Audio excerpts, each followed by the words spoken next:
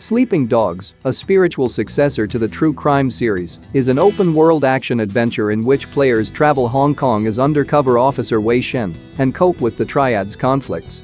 Outside of the main story, Sleeping Dogs includes a variety of activities such as street racing, karaoke, fight clubs, and more, similar to other open-world games.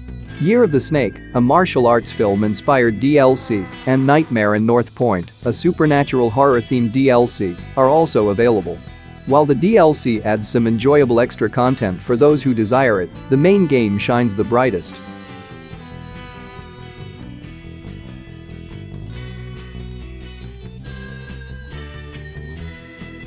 Fist of the North Star, Lost Paradise is based on the manga and anime series Fist of the North Star and revolves around Kenshiro and his use of Hakuto Shinken, a fictitious martial art that targets pressure points and causes individuals to explode into a bloody mess. Of course, since Lost Paradise is developed by the same company as the Yakuza series and employs the same engine, there are plenty of familiar aspects outside of combat, such as mini-games like bartending and racing, as well as various old Sega games. Lost Paradise is a game that deserves your attention, whether you're a Yakuza fan or a fan of anime-based games.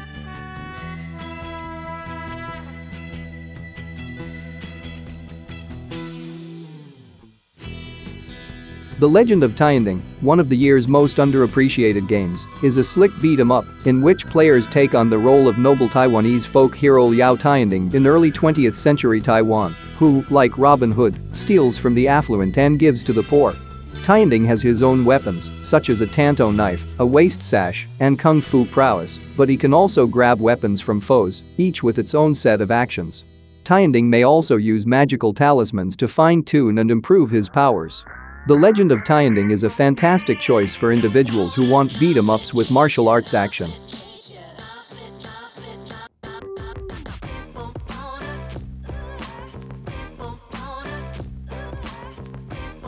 Naraka Blade Point is a martial arts action battle royale with a cap of 60 players, rather than the normal 100.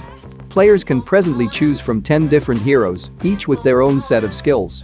Despite the fact that each character is distinct and not just a playable skin, and despite the fact that each character has multiple cosmetic skins, they can all pick up and use whatever weapon they come across, including a variety of melee and ranged weaponry. It's not like other games in the genre, but there's a reason it's one of China's best-selling PC games of all time.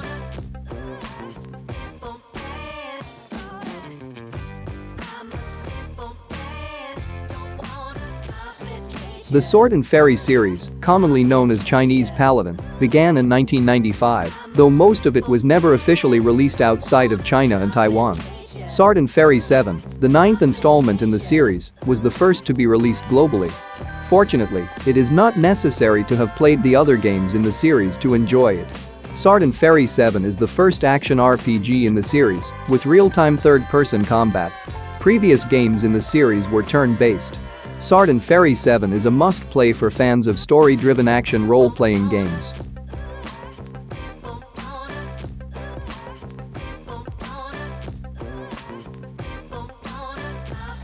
Although Ultra Age does not entail aging or hand-to-hand combat, it does incorporate swordsmanship, which is something that many martial arts emphasize or include.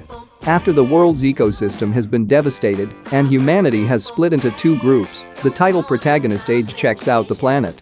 Age is armed with a variety of consumable swords that he uses to fight the mutants and mechanical monstrosities that roam the region. Each weapon is designed for a specific occasion. Despite being a shorter game than its contemporaries, Ultra Age will certainly appeal to fans of series like Devil May Cry and Nier.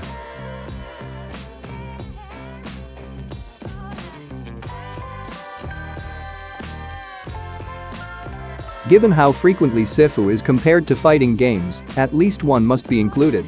Tekken 7 picks up right after Tekken 6 and introduces several new gameplay elements, such as Rage Arts, which are techniques that can only be used while in Rage mode, and deactivate Rage mode after use, Power Crushes, which can absorb opponents' hits and allow players to continue their attacks, and Screw Hits, which allow players to perform longer combos after knocking down their opponent after launching them. Tekken 7, like other fighting games, isn't for everyone, but it's worth a go after beating Sifu.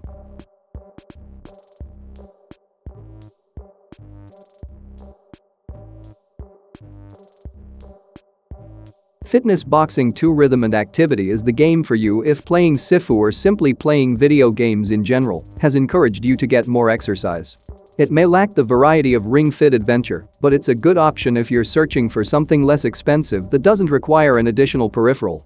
Although the fitness routines in Fitness Boxing 2 are rhythm-based, it may not be a good choice for those who dislike modern pop music. It may, however, carry a punch for individuals who don't mind working out to a pop-filled soundtrack. Progress from the first game can also be transferred.